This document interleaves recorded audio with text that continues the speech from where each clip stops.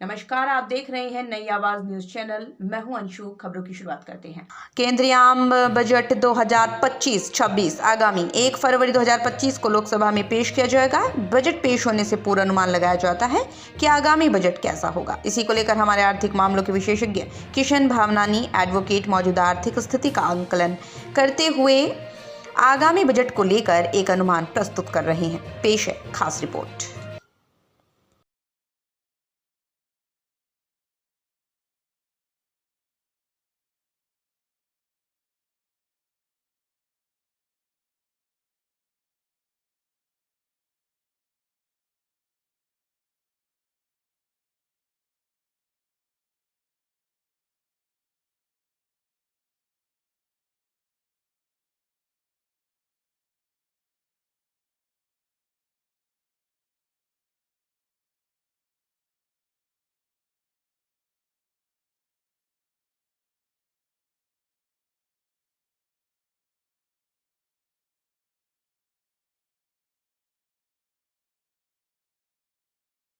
मैं एडवोकेट किशन सन्मुखदास भावनानी गोंदिया महाराष्ट्र से। साथियों, जैसा कि हम जानते हैं कि 31 जनवरी 2025 से बजट सत्र शुरू हो रहा है। इस बीच 30 जनवरी 2025 यानी आज एक सर्वदलीय मीटिंग बुलाई गई है जिसमें बजट के ऊपर चर्चा की जाएगी। हर व्यक्ति की हम देखते हैं कि नज़रें रहती है कि बजट में क्या आता है। एक उत्सुकता रहती है कि बजट में क्या घोषित होगा। एक उद्योगपति से लेकर के एक जनरल व्यक्ति तक के यह सोचता है कि उसके लिए बजट में कुछ ना कुछ होगा। हर कोई अपने अपने ढंग से उसकी व्याख्या करता है, अपने अपने ढंग से उसकी स्टडी करता है, सोचता है, अपना अनुमान लगाता है। मैंने भी एक बहुत ही गहरी स्टडी करके एक अनुमान लगाया हूँ कि बजट 2025 में क्या होगा, जिसको मैंने 5 पॉइंट्स में कन्वर्ट किया हूँ। पहली पॉइंट्स ये है कि इनकम टैक्स एक्ट 1961 यानी आयकर अधिनियम 1961 को इस बार समाप्त किया जाएगा। उसकी जगह new the direct tax code लाया जाएगा। जी हाँ, ध्यान दीजिए, डायरेक्ट टैक्स कोड लाया जाएगा इस बार, जो एक बहुत ही आसान और सरल है। जैसे उदाहरण के लिए, जैसे इनकम, जैसे कैपिटल गेन, पहले उसके लिए सेक्शन 54 अलग से था। अभी कैपिटल गेन को एक साधारण इनकम में लाया जाएगा जो स्लैब में कैलकुलेशन होगा। जैसे वित्तीय वर्ष और previous year and assessment year, तो उसकी जगह केवल वित्तीय वर्ष लाया जाएगा। जैसे इनकम फ्रॉम सैलरी था तो उसमें अब इनकम फ्रॉम रोजगार लाया जाएगा। इस तरह से अनेक ऐसे सुधार और अमेंडमेंट किए गए हैं और भाषा सरल की गई है ताकि आम आदमी भी समझ सके। ये डायरेक्ट टैक्स कोड 2025 में होगा।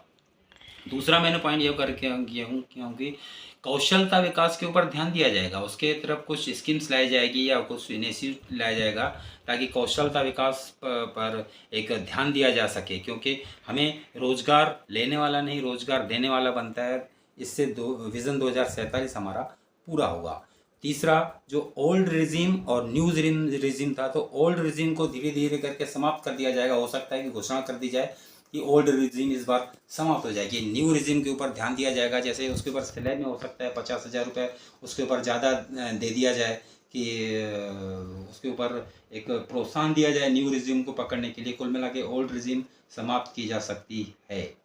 चौथा, एक मेरा अनुमान है कि जैसे 20 जनवरी 2025 को माननीय ट्रंप ने शपथ ग्रहण के समय अमेरिकी फर्स्ट का नारा दिया था और अमेरिकी फर्स्ट के ऊपर अनेक योजनाएं चल रही। तो हमारे इसमें एक मेक इन इंडिया के ऊपर बहुत ध्यान दिया जाएगा और मेक इन इंडिया के ऊपर कुछ स्कीम्स लाई जाएगी। मेक इन इंडिया के ऊपर जैसे स्टार्टअप्स है, इसको एक बहुत शानदार तरीके से किया जाएगा। कुल मिलाकर के हम देखें तो जो बजट 2025 है वो विज़न 2047 की तरफ बढ़ेगा। इसमें सबसे बड़ी बात एक होगी कि इंफ्रास्ट्रक्चर के ऊपर बहुत ध्यान दिया जाएगा, क्योंकि हमें जीडीपी बढ़ाना है। जीडीपी बढ़ाने के लिए खर्चा करना पड़ेगा। खर्चा एक लोगों के जेब में आएगा, खर्चा तो पैसा जेब में आएगा तो वो खर्चा करेंगे। यानी इंफ्रास्ट्रक्चर के ऊपर बहुत ध्यान दिया जाएगा।